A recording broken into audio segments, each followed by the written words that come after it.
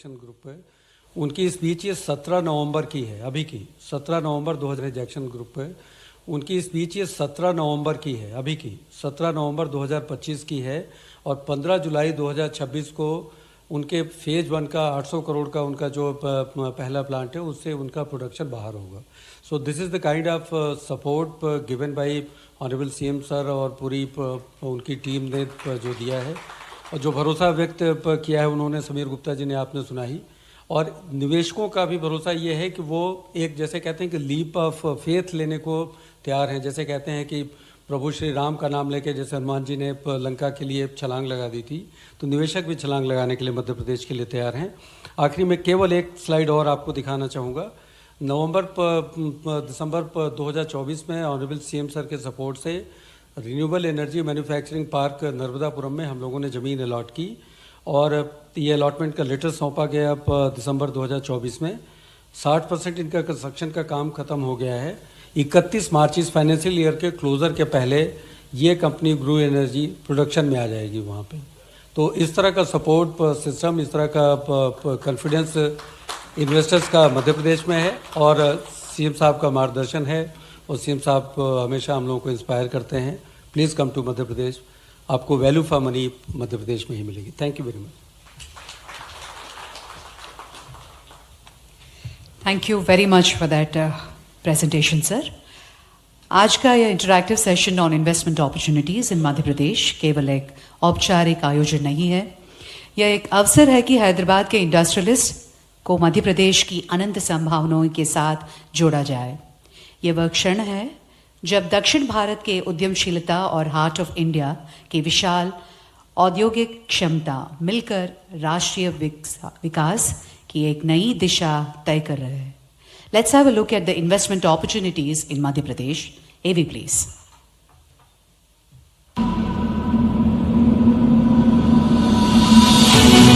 If you seek a land wherein finite possibilities meet boundless opportunities, if you see the nation's largest solar and hydropower plants exist alongside one another on Narmada River, if you're passing through Asia's longest high-speed automotive testing track, if you find more than 300 pharma and medical devices or medtech companies in one land and medicines being exported to 160 countries, if you witness a thriving agricultural ecosystem that produces 27% of India's organic crops and as many as 11 agroclimatic zones, which is the highest in the nation.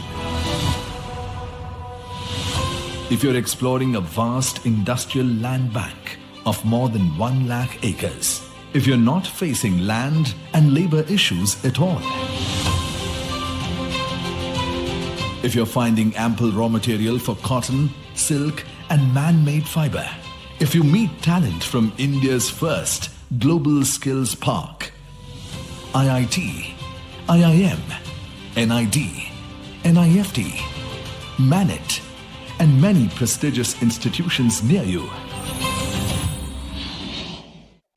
Madhya Pradesh है जहाँ हीरा निकलता है और मोती आपके पास है, तो हीरे मोती की जोड़ी भी हमेशा कभी भी जोड़ के ही बोली जाती। ये अलग अलग करके नहीं देखी जा सकती।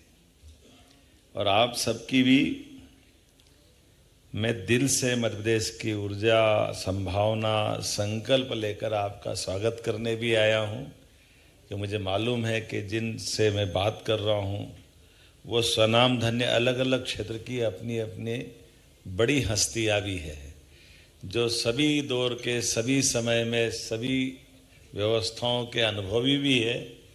और जब देश की तरफ देखने का मौका मिलता है कि ऐसा कौन सा नगर है जो समय के पहले देख ले, तो ध्यान में आता कि ऐसे नगरों में एक ही नगर हैदराबाद है जो आने वाले समय को पहले पकड़ लेता है, पहले से निगाह में रख करके आने वाले समय के संकल्प लेके आगे बढ़ता है। राजनीतिक क्षेत्र से आता हूँ तो मेरी अपनी राजनीति का हमारा अपना दायरा हो सकता है, लेकिन ऐसा अनुभव भी आपको कम आया होगा कि अपने बीच में से कोई राज्य के मुख्यमंत्री बगैर राजनीतिक एजेंडे के राज्य के निवेश के लिए आपको जोड़ने के लिए खुद निमंत्रण देने आए और आपसे प्रेम के आधार पर एक संबंधों की डोर बनाए।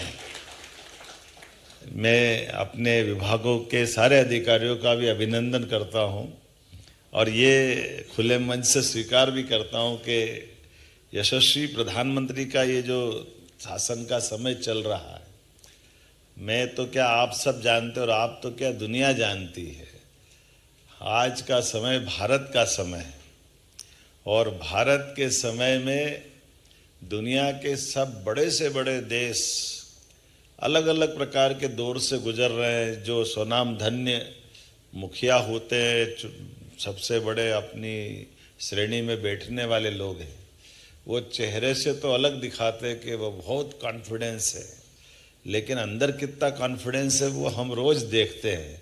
हमारा भारत का बढ़ता हुआ सैटेलाइट की गति से चलने वाला एक अलग दौर चल रहा है।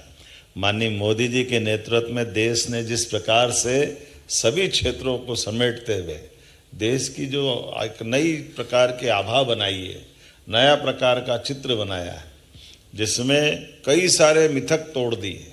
अतीत के काल के भारतीय मतलब समय का पालन नहीं करेंगे, भारतीय मतलब प्रोग्रेसिव होने के बजाय पीछे की लाइन से नंबर आता है, भारतीय पता नहीं कितने प्रकार के जो हमारे मन में और सारी बातें चलती।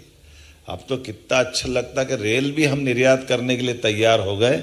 ये हमारा बदलता दौर है, रेल से लगा करके हर क्षेत्र के अंदर कितने प्रकार के निवेश के, डिफेंस में इतना बड़ा निवेश कोई सोच सकता है क्या?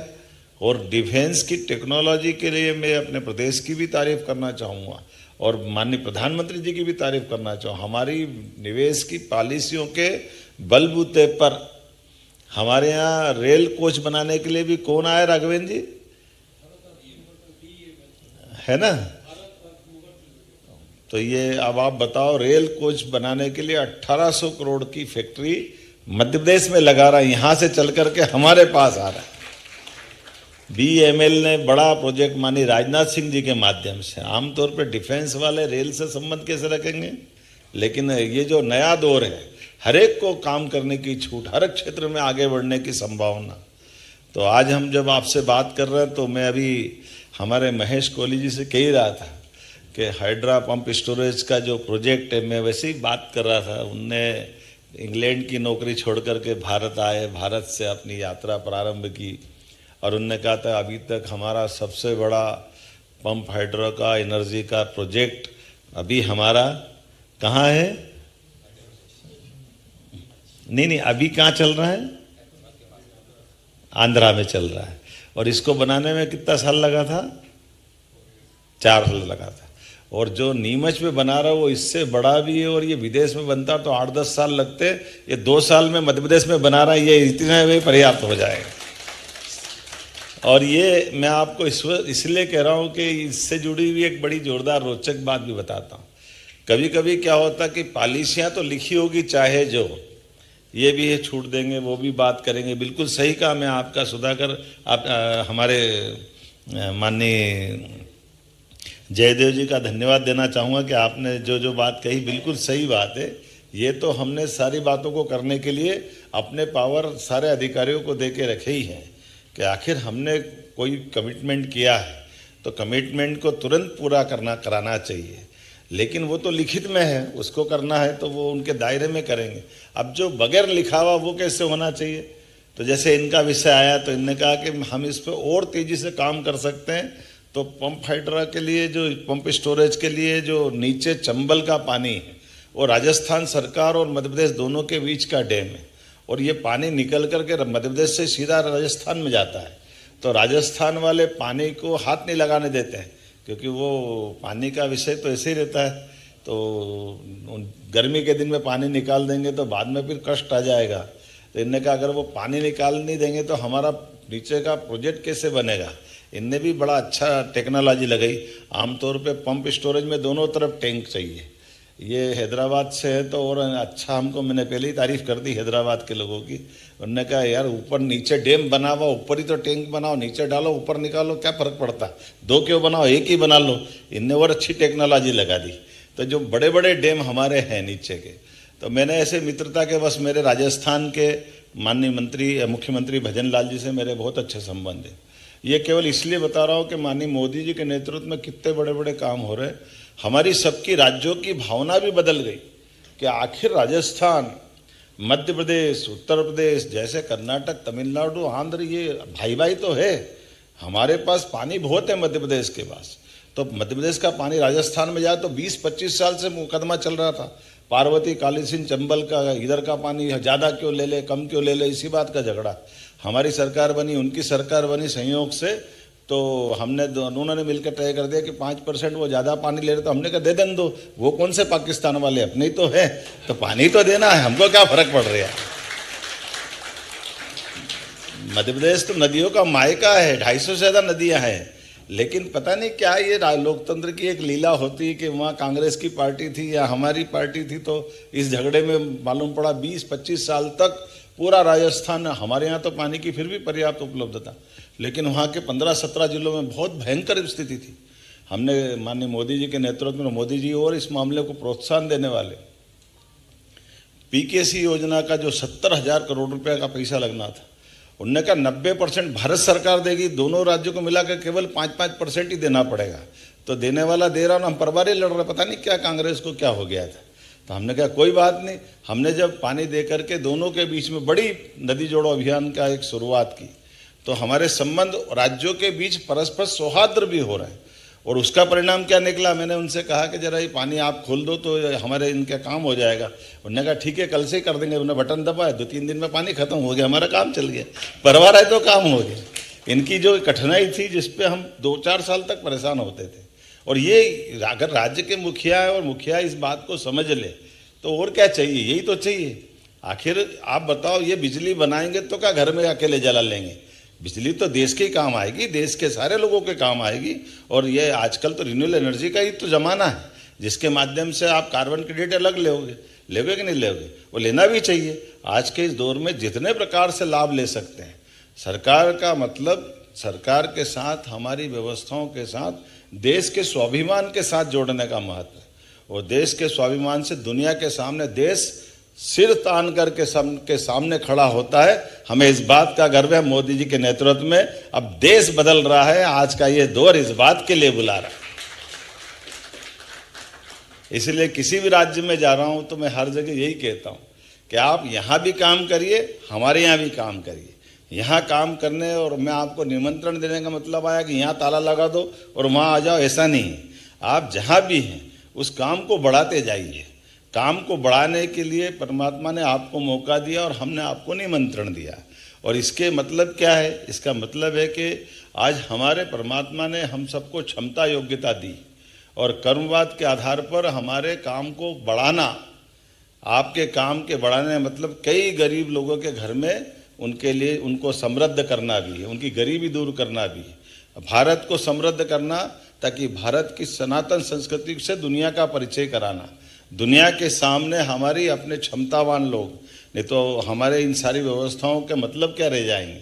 तो ऐसे समय में मुख्यमंत्री का मतलब केवल राजनीतिक कार्यक्रम के लिए नहीं आना चाहिए, उसको राज्य राज्य में जाकर के परस्पर दोनों राज्यों के संबंध अच्छे बने, दो नगरों के संबंध अच्छे बने, व्यापार व्यवसाय को बढ़ाने के लिए सब प्रकार की बातें आए। ये 18 पॉलिसियाँ हमारे विभाग के द्वारा जारी की है। उन पॉलिसियों पे तो काम होगा ही सही, उसके अलावा भी मुख्यमंत्री बैठ करके इस बात की गारंटी दे कि ये लिखा हुआ तो अपनी जगह, स्कूल बगैर लिखे में भी हम बैठे हैं, आपको क्या चाहिए वो सब देंगे, आप भी आगे बढ़ो, हमारा राज्य भी आगे बढ़े, हम और आप सब मिलकर देश को आगे बढ़ाएं। आज इसी बात की आवश्यकता है। तो अब भाषण तो बहुत हो गए, बात भी सारी आ गई। कितना अच्छा लगता है जब हमसे जिन जिन के संबंध आए उन्होंने सबसे मध्य प्रदेश के साथ जुड़े हुए संबंधों की तारीफ भी की। और जब हमारी सरकार को, नवगठित सरकार को माननीय मोदी जी के नेतृत्व में लगभग 2 साल होने आए, हमने ये साल तो उद्योग रोजगार वर्ष का ही डिक्लेयर किया था। इसलिए सभी सेक्टर में समान रूप से, कुछ तो हमने टूरिज्म के और बाकी अधिकारी बुलाए नहीं थे, हमने कहा हमारी यहाँ इसकी फिल्म दिखा करके काम चला लें, क्योंकि जितने सारे क्षेत्र हैं इतनी प्रकार की व्यवस्था बना दी है कि अब हमारे अधिकारी भी आधे टाइम तो बेचारे वो बोल बोल के ही सारी बात की अपनी कहानी सुनाते रहते हैं। लेकिन मैं जानता हूं कि होशियार लोगों को इतना थोड़ी सुनना पड़ता है। आप तो उड़ती चिड़िया के पंख गिनने वाले हो, किधर किधर प्रॉफिट है उधर उधर चलना है, उसमें क्या गलत है? क्योंकि आपको इस हाथ कंगन को आर से क्या, पढ़े लिखे को फारसी क्या, अब आपने भी दुनिया देखी है। तो मैं तो केवल आपसे इतना ही कहने आया हूँ कि यहाँ के लोग जब मोती पहचान लेते तो आदमी तो पहचान ही लेते होंगे, इसमें क्या दिक्कत है? आज के इस अवसर पर मेरी अपनी ओर से राज्य सरकार के द्वारा इस सत्र में आपका अभिनंदन है। और ये बात तय है कि परमात्मा की दया से हम सबको ये यशस्वी प्रधानमंत्री के नेतृत्व में विकास के लिए अलग अलग सेक्टर में बड़ी संभावना है। मध्य प्रदेश में सभी क्षेत्र में समान रूप से संभावना है। आप जिस क्षेत्र में काम कर रहे हो उसमें भी करें, आपके परिवार के अंदर और संभावना मिल रही, मित्रों के अंदर संभावना मिल रही, उनको जोड़ करके भी सभी सेक्टर में सभी सरकार की व्यवस्थाओं के लिए मध्य प्रदेश सरकार आपका पलक पावड़े बिछा करके स्वागत करती है। एक बार फिर यहाँ के राज्य के लिए भी और वहाँ के लिए भी दोनों प्रकार से मेरी शुभकामना, बधाई।